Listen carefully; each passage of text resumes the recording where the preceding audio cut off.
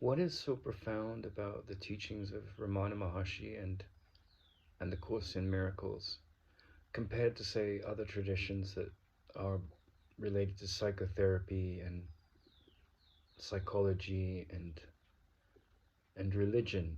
Well, what makes these teachings so different is that they're kind of like most religions have a creator story, and even if you're an atheist psychotherapist, your creator story is that like the Big Bang happened and um, if evolution happened,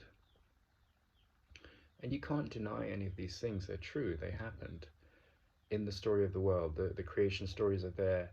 But what the Course in Miracles and Ramana Maharshi say is that, you know, the whole universe is a misperception. It's a creation of the ego. And that the way to happiness is to withdraw that spun web out of yourself and like to recede back into yourself and to realize that happiness is your natural state of being. And all the things that seem to happen in the world that take away our happiness or reward with us with happiness, they are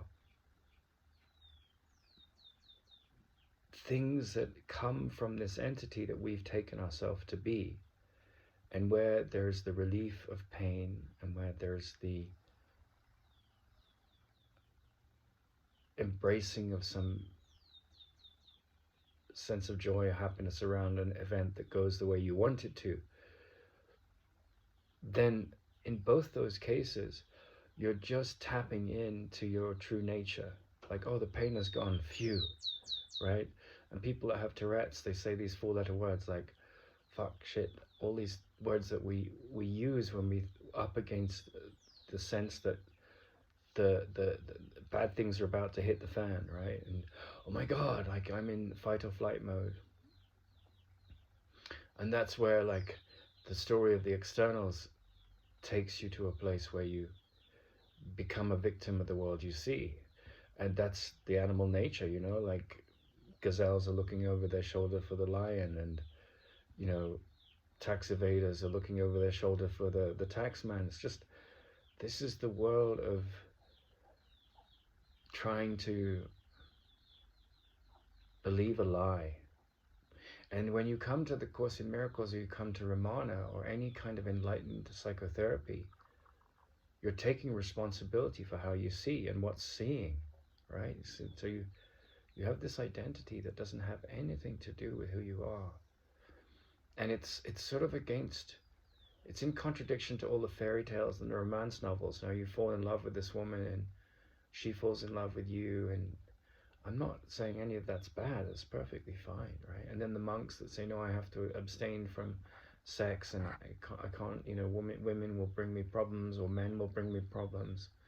And all of this is like from the perspective of the Course in Miracles and Ramana, it's just, in a sense, it's so childish. But you know, you have these guys that are popes and gurus, and they've got a huge following,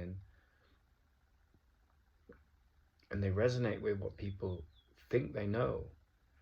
And then you have characters like Ramana and the teachings of the Course in Miracles, and it's like, well, it's not actually, like everything's upside down to the way you think it is. And it's such a blessing when you sort of, the relief that comes from realizing the power and the healing that's at your fingertips. No matter how atrocious your story can be, you have so much capacity to see it differently. But you have to embrace the willingness to embark upon that journey. And then you begin to see, you know, what William Blake said, heaven and hell is here right before us, and it depends what thoughts we give accent to, that we accentuate. And that's so true. And as you start to take on this journey of like, and I love the fact that there's these two brilliant teachings, right? And you've got Freud, and you've got Jung, and you've got all these business coaches and all this whole world, and I can't condemn any of them, right? And they've all have their role to play. But then you've got this teaching which is Ramana, and you can totally ignore any kind of belief in a God. It's harder to do that with the Course in Miracles, because God this and Holy Spirit that and Son of God that. So, but what they're doing is they're saying the same, right? And it's like the story of Plato's cave. We live in the shadow world of our own making, and it's a world that's very convincing. And I'm working on this comedy about these monkeys and this dog, based on the monkey mind. And I think it's a really good premise because it's trying to take these deep metaphysical teachings and put them in the garb of um, a fun story, which relates us to these profound teachings. And it doesn't have the symbolism of Christ or of Ramana or Hinduism, but it pulls on like Darwin's ideas, and it pulls on the monkey mind from yoga, and it draws from these cross-cultural references that have come to dominate the zeitgeist of the day. But I remember I was talking to a musician in Hollywood when I was producing this, and I put it on hold for a couple of years because I was going through some inner journeys myself of questioning the limits of science and the vision that comes with science, which is extraordinary. And he said to me, this musician, he said, "You're world making, right?" And it's like, Elon Musk talks about how there's a chance that this world, this universe is a video game creation of some higher being. And in a sense, he's right. Like it's an illusion, and the higher being is you, and there's only one of you, and there's like this mirror that got fragmented to a million pieces, and that's the world of separation. And you will kick and you will scream and believe it to be true, and become entrapped in the pain of that nightmare until you don't. And then that's what forgiveness is for. It's for like, it's not the forgiveness of Jesus, like, oh, I died for your sins, you're also guilty and sinners. It's like, it's this forgiveness that says, yeah, that set of value systems, that beliefs about the nature of reality, which is backed up by evolution, which is backed up by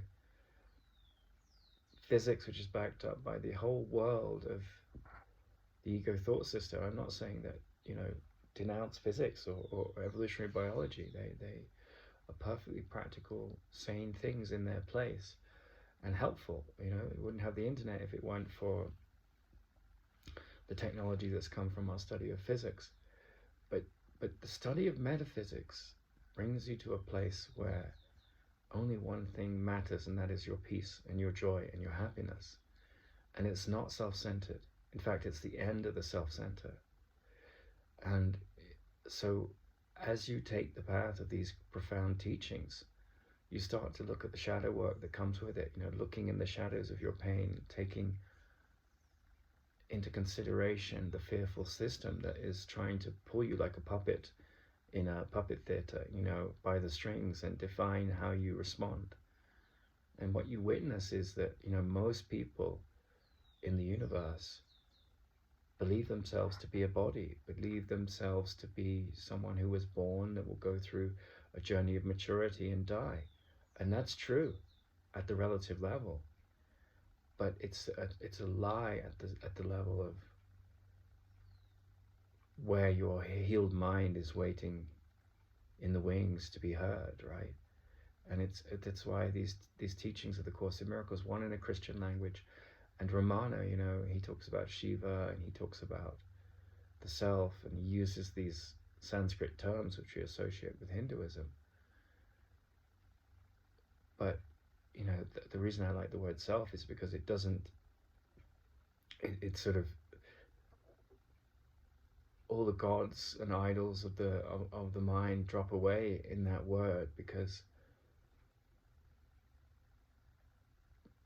unlike those things, it's not an idea. I mean, the word, me talking about it, is an idea, but the realization of that state, which is everyone's destiny,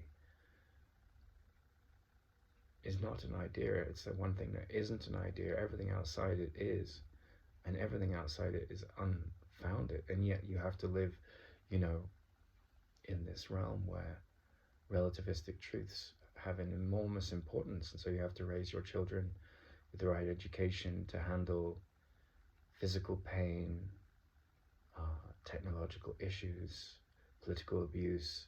You have to handle so many things in the relativistic realm. But then both the Course and Ramana are saying, well, yeah, do that. But that's not the real reason you're here. You have to do those at a certain level. But the most important thing for you to do is to look in the mirror of your unpeace, your lack of tranquility, and rise above the battleground of that story and see it with dispassion. You know, and you look at the story of a young boy or a young girl, you know, they go through puberty and then they want someone to fulfill their needs in terms of emotions and sexual connection and love, and like they have to be perfect, or they, you know, they can be a prostitute or they can be this, but they just need to find that solution to that problem. And then you're hungry and you need to find the solution to that problem. And then you're like, need to buy a house and you need to find the solution to that problem. And all of these things are the appetites of the ego. And again, you can't condemn them. And you know, like if you condemn them, you get trapped in the ego's thought system. I'm guilty. And you know, but at the heart of the illusion is that, you know, there are sinners, or there are errors, or there are misperceptions. And at a relative level, that's true. But the healing of the illusion is to recognize that innocence is all that ever was and ever will be. And you're like, well, I just got stabbed in the back. And you're like, yeah, you did. That's true. It did happen. But then, are you going to use what happened in the relativistic realm of your life as fuel to empower fear? And the journey into these teachings is like developing a thought system that runs your mind, that liberates you of pain. And seeing, and you do that by seeing the thought system which has trapped you in pain. And that's what miraculous perception is. That's a shift in perception. And the most extraordinary, you know, things to contemplate.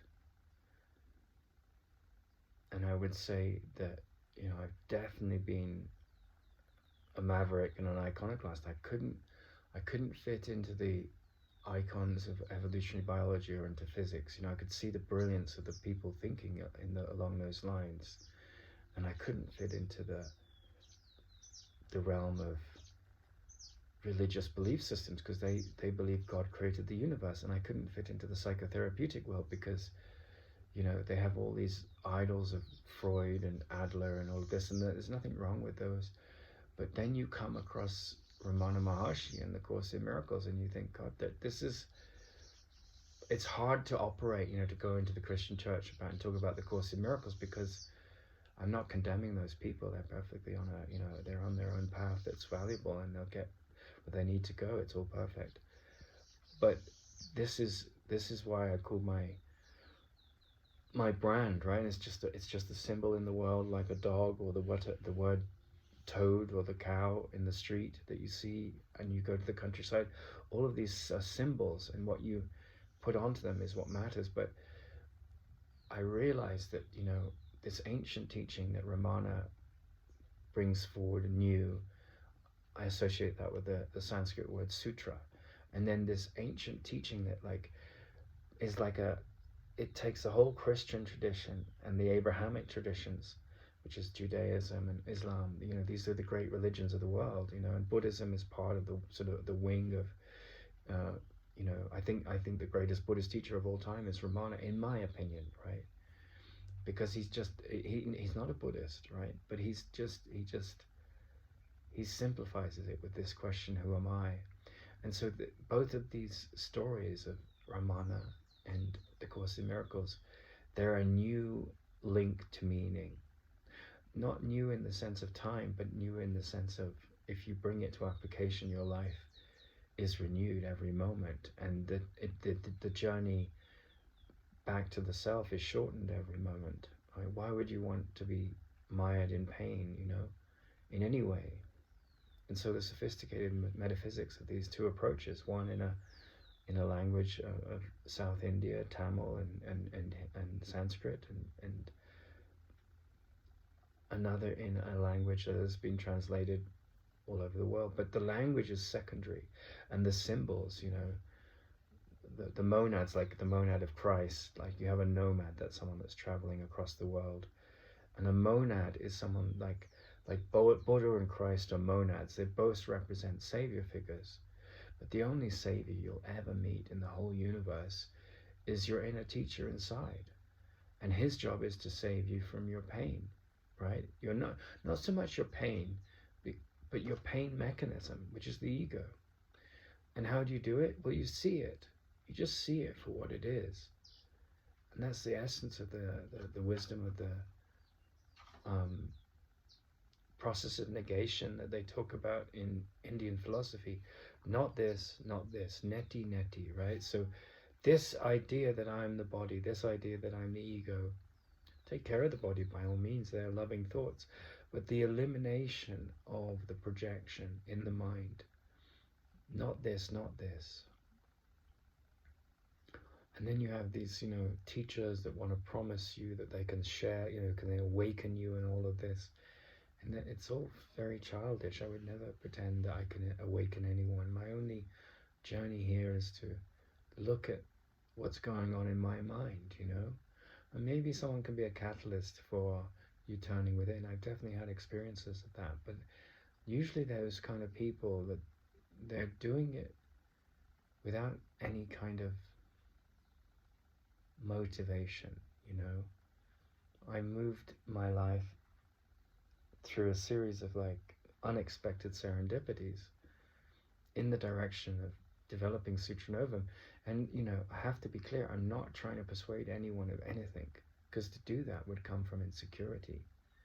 But I wanted to master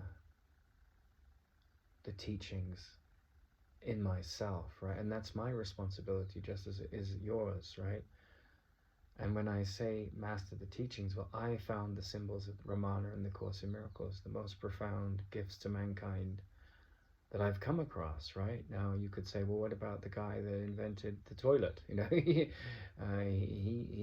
came up with something really valuable. Or the guy that mastered electricity. Yes, all of those kind of great inventions reduce suffering and support practicality. But they're all things within the dream, not to be condemned. And then the people that have, like Hitler, you could say he's a terrible man, but if it wasn't for him, like a lot of technology wouldn't have been pioneered. So you can't condemn anything in the world, right? You say, are you supporting Hitler? And I'm saying no, but I'm not condemning him. And what I'm saying is that this radical approach to healing, to sanity, is about looking at everything in your life with a new visor, right? How does this help me grow? Well, someone just stabbed you in the back, right? Well, I can see myself a victim of that crime, or I can see myself someone who's forgiving and using it as a vehicle for deeper embracing of cause versus effect, right? So all the insanity of the world comes from the alignment of an inner identity with the horrible effects of abuse of time and space, right? And tension. And people say, well, babies are born innocent. They're not. They're born with all kinds of propensities. Ramana talks about this. You have vasanas. The mind is like a bag. It's just a bag of thoughts. And the bag is like see-through. It's got no weight to it. The thoughts make the bag. Change the thoughts, the bag transforms. And the first step is to see I'm not a victim of the world I see. I'm not the body. But I'm horny, I'm hungry. Of course the body's screaming out for needs. Don't deny them, that would be unloving. But as you go further down the path of self-reflection, self-inquiry, the values that you used to hold, your attacks on others, your defenses, they start to drop away, because this numinous, as Jung called it, this sense of the divine rises up in you. And I don't like to use the words God or divine or anything else, because it gives this sense of something outside you, something that you worship, right? And really, like, this inner excavation of meaning is where where it all comes. That's where the rubber hits the road. And whatever the script of your life is, it's like you could have kids, you could have no kids, you could have children that are delinquent, you could have a husband that is crazy, you could have an abusive, you could be impotent, you could be lonely, you could be feeling like a total failure, but like all of those stories are at the level of effect. And the Course in Miracles and Ramana are about looking where this, as Ramana says, it's like the web that is spun, that is the world, comes out of the spider, and you're the spider, and that's the mind, right? And so the mind has the capacity to bring in the thread that it spun out. Not literally, but he uses it as a metaphor to say, look, the web of the world, the samsara, the rush of believing I'm something in the world, that I was born, that I will die, that I'm threatened by this or that. And yes, your body can very much be threatened by these things that happen in the world. Your emotions can be, all of that. But you are the web builder, and you can retract the web. And that's what spiritual psychotherapy is about. I went on this degree course in psychotherapy, and it was all about gender politics and taking sides and like throwing daggers to attack, people that didn't believe in your belief systems. And that's psychotherapy? No, it's not. There's nothing to do with psychotherapy. It's ego psychotherapy. It's ego empathy. It's like, I will find a scapegoat, I will undermine. And I was just, taken out, crucified completely. And that was very traumatic for my self-concept, right? But the gift of the Course in Miracles and the gift of Ramana is like, you're not that self-concept.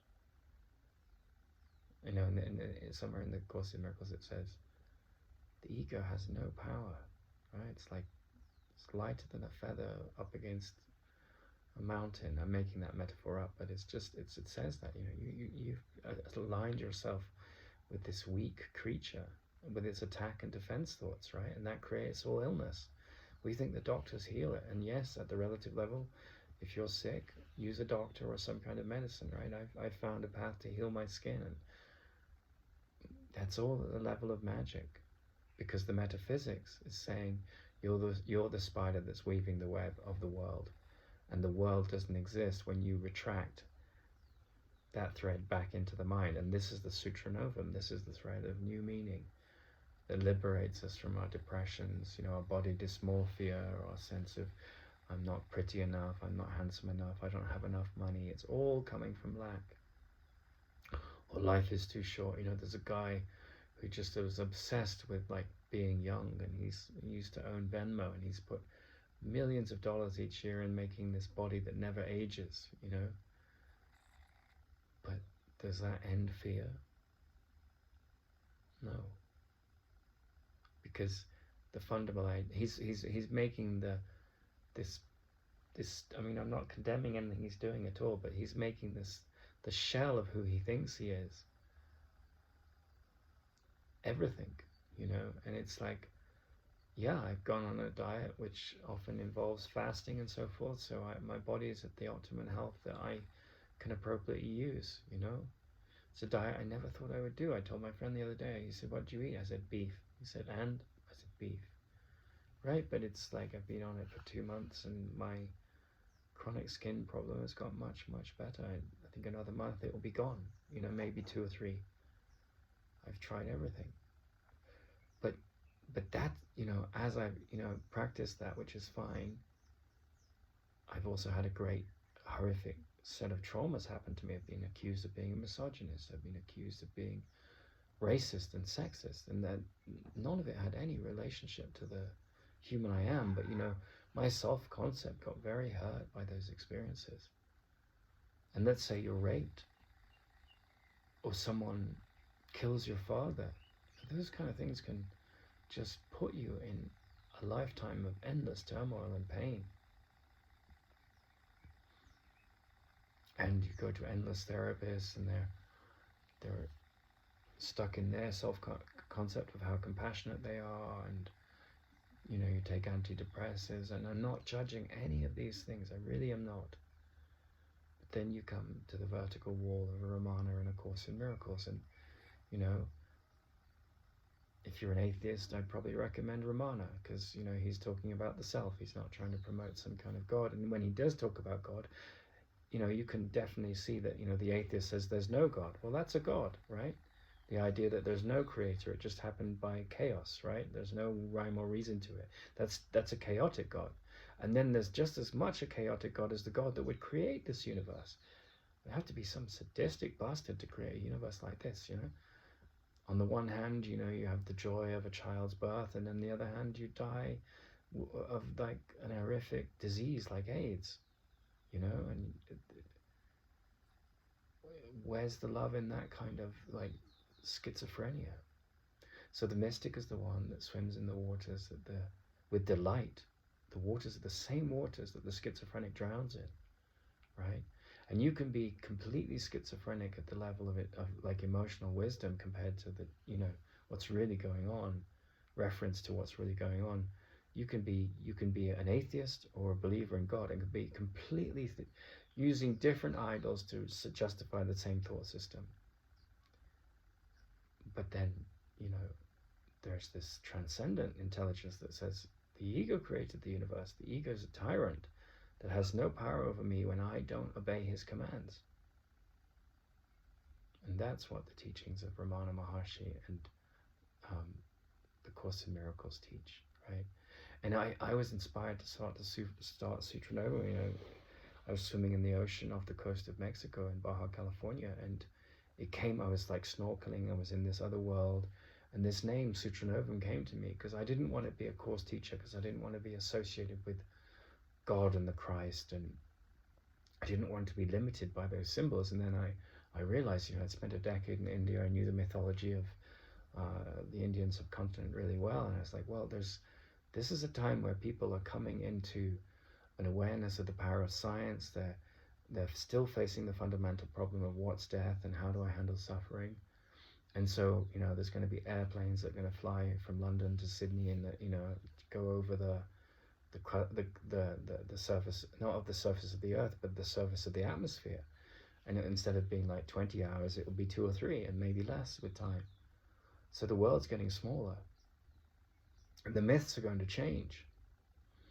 But this wonderful, what I saw was, where's the pinnacle of the myths that we have it right now, in terms of like the fastest, most simple, least dependent paths to emancipation from fear and suffering.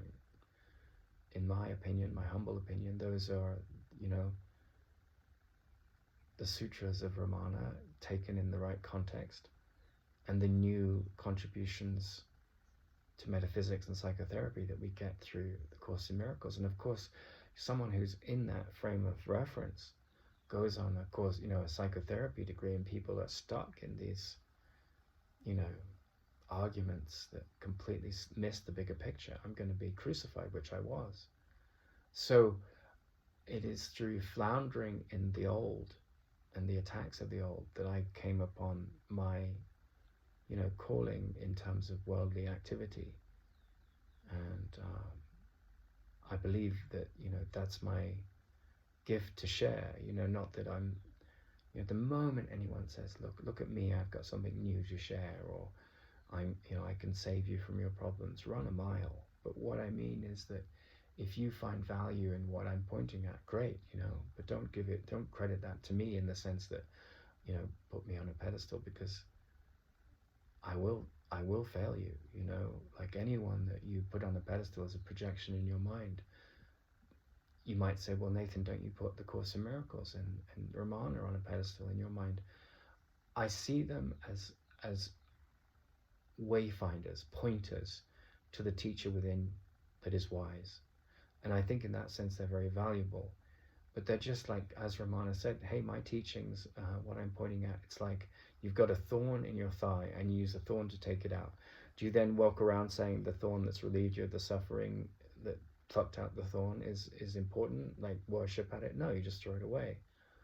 And any wise person is going to say the same of themselves. Like, don't use me as a vehicle to, make anything in this world important, like the Course in Miracles or Ramana.